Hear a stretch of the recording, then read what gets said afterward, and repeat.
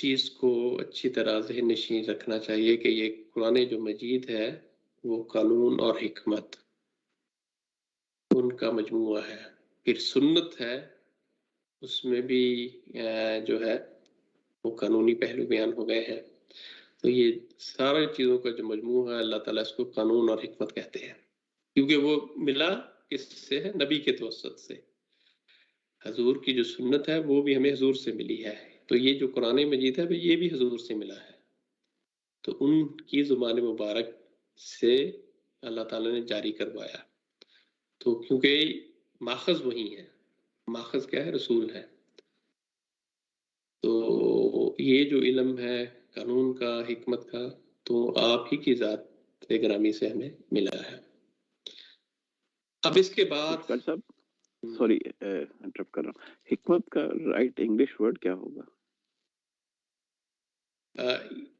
یہاں جو بیان ہوا جی جی حکمت کے کئی معنی ہیں. میں نے عرض کیا تھا کہ وزڈم کے معنی میں بھی آتا ہے.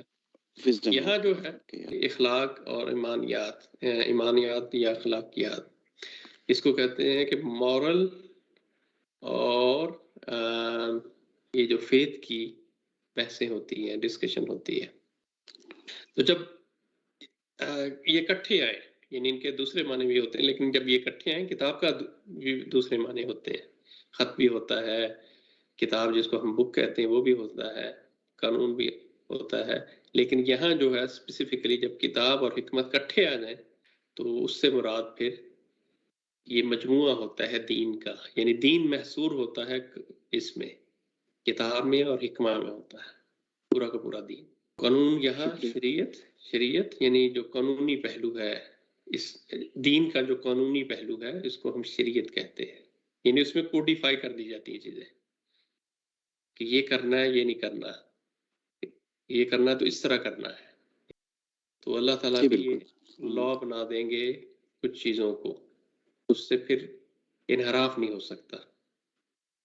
اسی طرح حضور بھی لا بنا دیتے ہیں کچھ چیزوں کو، ان سے پھر انحراف نہیں ہو سکتا. جس کی میں نے مثال دی کہ حضور نے اپنی سنت سے اگر مقرر کر دیا کہ مغرب کی 3 رکھتے ہیں تو 3 ہی پڑھی جائیں گی. آپ یہ نہیں کہہ سکتے میں ایک ثواب زیادہ حاصل کرنا چاہتا ہوں، میں 4 پڑھ لیتا ہوں، کیا فرق پڑ جاتا ہے؟